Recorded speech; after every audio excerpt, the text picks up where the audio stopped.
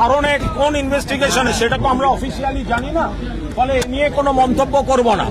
কিন্তু যেহেতু মাননীয় প্রাক্তন মুখ্যমন্ত্রীর বাড়ি, মমতা বন্দ্যোপাধ্যায়ের মতো একজন উচ্চতার জাতীয় স্তরের নেত্রীর বাড়ি, সবাই জানেন তিনি দিল্লিতে রয়েছেন এবং ইন্ডিয়া ব্লকের মিটিং চলছে, বা এই আজকে সোনিয়া গান্ধীর সঙ্গেও মিটিং বা জাতীয় স্তরের মিটিং চলছে। সেই অবস্থায় ওনার অনুপস্থিতিতে ওনার বাড়িতে এইভাবে ঢুকে গিয়ে তল্লাশি, এটা দুর্ভাগ্যজনক।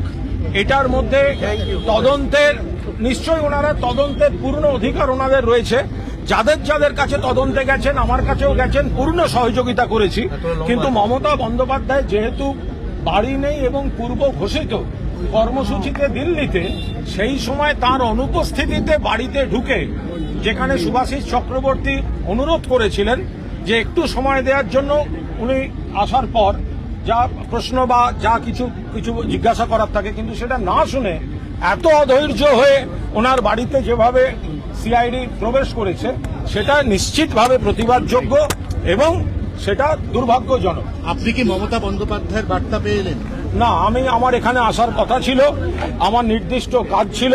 আমি মাঝপথে আমি শুনেছি এই জিনিসটি হয়েছে, তখন আমার দুটো পথ ছিল। একটা হচ্ছে এখানে যেহেতু সিআইডি এবং কেন্দ্রীয় বাহিনী রয়েছে, তাহলে আমার ঝামেলায় না জড়িয়ে ঘুরে যাওয়া।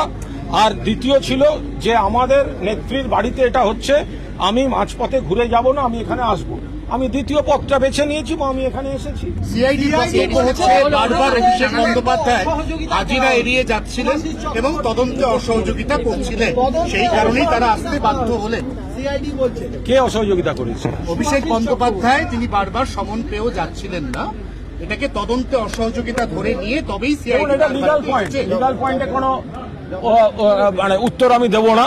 আমি এইটুকু বলতে পারি, যদি আপনারা যে তদন্তটা বলছেন সেটাই হয়, তাহলে আমাদের যার কাছে সিআইডি গেছিলেন, আমরা পূর্ণ সহযোগিতা করেছি, আমরা ভবিষ্যতেও সহযোগিতা করব। কিন্তু মমতা বন্দ্যোপাধ্যায় দিল্লিতে তার অনুপস্থিতিতে তার বাড়িতে তল্লাশি করা, এটা অত্যন্ত দৃষ্টিকটু, দুর্ভাগ্যজনক। এই দৃষ্টান্তগুলো না থাকলেই বোধহয় ভালো হতো। না, কোনো কথা হয়নি এখনো। আমি এখানে ঢুকতে চেষ্টা করেছি, সেখান থেকে ভেতর থেকে আমাদের যারা নেতৃত্ব আছেন তারা বলে পাঠিয়েছেন, অর্থাৎ এই বাড়ির যে নিজস্ব সিকিউরিটি, সেখান থেকে আমাকে ভেতরে যেতে বলা হয়েছে। কিন্তু সিআইডি বলেছেন যেহেতু তাদের তল্লাশি চলছে, সেই জন্য এখন ঢুকতে দিচ্ছেন না, ফলে আমি গেটে ওয়েট করছি। সেটা আমি এখান থেকে কি করে বলবো? সিআইডি প্রথমে যখন আসে, একাধিকবার অভিষেক বন্দ্যোপাধ্যায়কে তাকে ভবানী ভবনে তলব করা হয়েছে। আজকেও বিকেল 5টার মধ্যে তার ভবানী ভবনে হাজিরা দেওয়ার নির্দেশ রয়েছে। যদিও তিনি এই মুহূর্তে শহরের বাইরে থাকায় এখনো তিনি ভবানী ভবনে যাননি। দেখার বিষয়টি তিনি যান কিনা। আরেকটা বড় ব্যাপার,